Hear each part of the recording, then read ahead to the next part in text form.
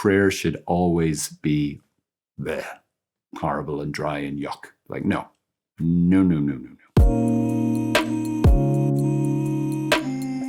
Howdy folks, Father Columba here. If you were to ask me, Father Columba, what would be the one thing, if there was one thing you recommended to me that is most likely to transform my life, what is that one thing? It's prayer. Of course it's prayer, but it's a specific type of prayer. I've done videos on this before.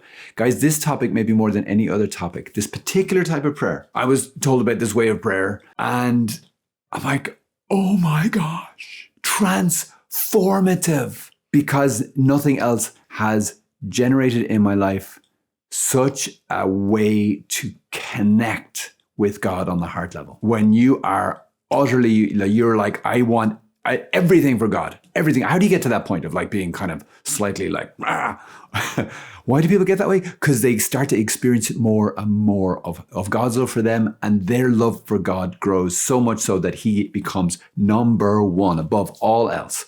How does that happen? The saints would say, this type of prayer. Some call it mental prayer, some call it meditation. It comes down to, for me, it's taking some sort of a word. So from the Bible, or you could be reading a book, you could be thinking thoughts about God, about like his nature. You could be reading a catechism. You want to get something that will help you. And then this very simple method, it basically can turn any little line that is in there. It doesn't even have to be a particularly like, wow, amazing line. It doesn't have to inspire or move you. But you give you a couple of little tools where you can take it and respond to it, to God in different ways. And it can be really huge. An image that I find helpful, just to kind of get you in the mode, and this might be a slightly strange image for you. If it is, I'm really sorry. Imagine a husband and wife, and they're just in bed and, having a little pillow talk, And they're not, it's not like, oh, tell me all about your day kind of thing. It's a time when they're like deeply affectionate with each other. They're not saying much. They're just saying like really loving, beautiful things to each other. Okay, so that sort of conversation is kind of where we want to get to with God. And it's not just words, it's coming from an overflow of their heart. And as they say it, it makes the overflow increase. So not only the person who hears it say, well, that's so nice, you really love me. But the person who says it themselves increases as they give voice to what's inside. What's inside actually increases. We want to get to a place where our prayer with God is affectionate, because that's the way he is with you. He's deeply, deeply affectionate with you, and he would love for you to be that way. But sometimes we're like, oh no, it's God. Oh, too emotional. Now, maybe you're a super emotional person, but in Ireland, typically, we're not. So we want to try and get to that place where we can be more openly in our quiet, private prayer with God, be more affectionate with him, and to unleash all of that stuff. We read a little bit, and then we're going to respond with these simple, what he calls acts of affection or acts of the will. And that this simple method, and there's different ways, because it's not just about saying, I love you to God. Depending on what it is that you're sort of praying with the text, that there's many, many different tools. So for example, you could do an act of love, but based on the word. So I love you because of this thing or that part of you. An act of humility, of repentance, of praise, of adoration. You probably could think of some others. These acts of our heart, these decisions of the will that are also connected to our emotions, our affections. It occupies this interesting place because some of us were so stuck in our head and prayer with the lips.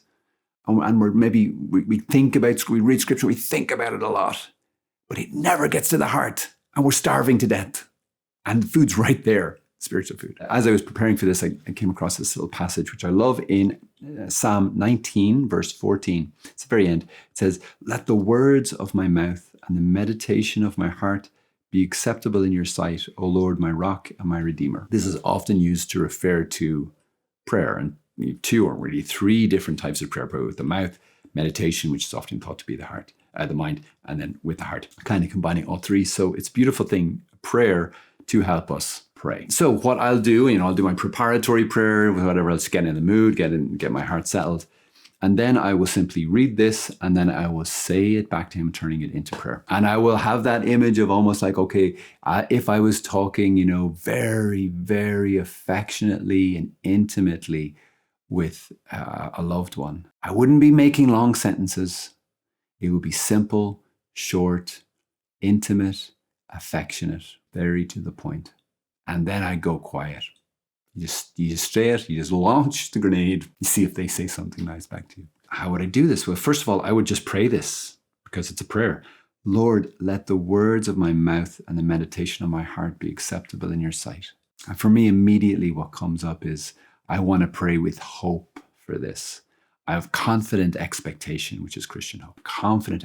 Oh Lord, I can't wait until the words of my mouth and the meditations of my heart are acceptable in your sight.